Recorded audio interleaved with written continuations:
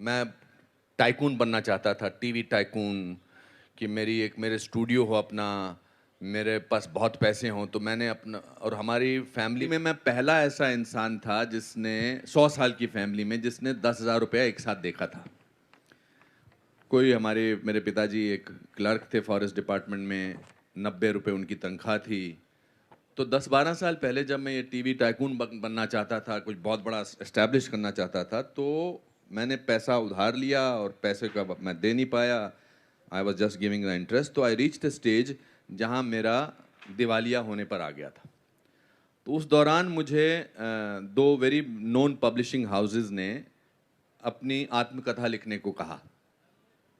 तो मैंने उनसे कहा कि मैं तो कभी लिखता नहीं हूँ, मुझे तो लिखना आता नहीं। उन्होंने कहा नहीं, आप टेप रिकॉर्डर में टेप कर दीजिए अपनी जीवन की कहानी, और उस जीवन की कहानी को फिर आप हमें को टेप भेज दीजिए, हम उसको ट्रांसक्राइब कर देंगे, फिर आपको एडिटेड वर्जन भेज देंगे, फिर आप कर करना। तो जब मैंने टेप करना शुरू किया over a period of 2-3 months, तो 10-12 घंटे का टेप मैंने डाला अपनी ज़िंदगी के बारे में। और मैंने ये रियलाइज़ किया कि मैं अपनी ज़िंदगी के फेलियर्स के बारे में बोल रहा हूँ और उन पर हंस रहा हूँ, और मुझे अपनी ज़िंदगी बड़ी ड्रामेटिक और बड़ी हास्यास्पद लगी। फिर मैंने ये सोचा कि मैं एक एक्टर हूँ, लेखक नहीं हूँ। मैं अपने इस जीवनी का मंचन करता हूँ।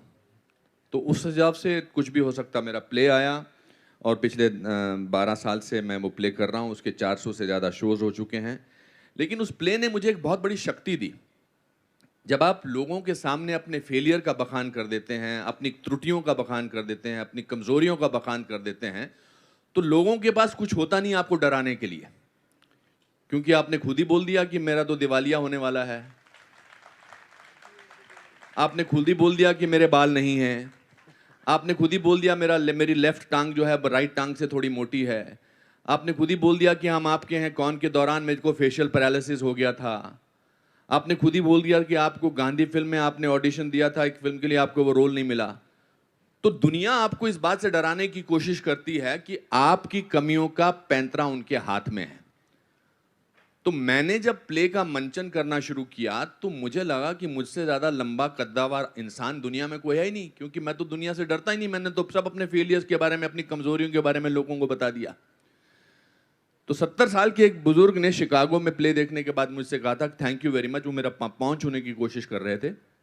मैंने कहा ऐसा क्यों करने? कहता मैं अपनी ज़िंदगी की शुरुआत आज नए सिरे से करूंगा, क्योंकि आपने मुझे सिखा दिया कि कुछ भी हो सकता है। क्या बात है। तो फिर मुझे देखिए, फेलियर से मुझे इस प्ले से सबसे ज़्यादा पैसा मिला है, फेलियर को डिस्क्राइब करके। और उससे ज़्यादा मेरा एक और प्रोफेशन शुरू हो गया, मोटिवेशनल स्पीकर का। क्योंकि जो लोग प्ले देखते थे बोलते थे तो पावर ऑफ फेलियर की बात करता है। मैं पावर ऑफ फेलियर की बहुत बात करता हूँ अपने मोटिवेशनल लेक्चर में।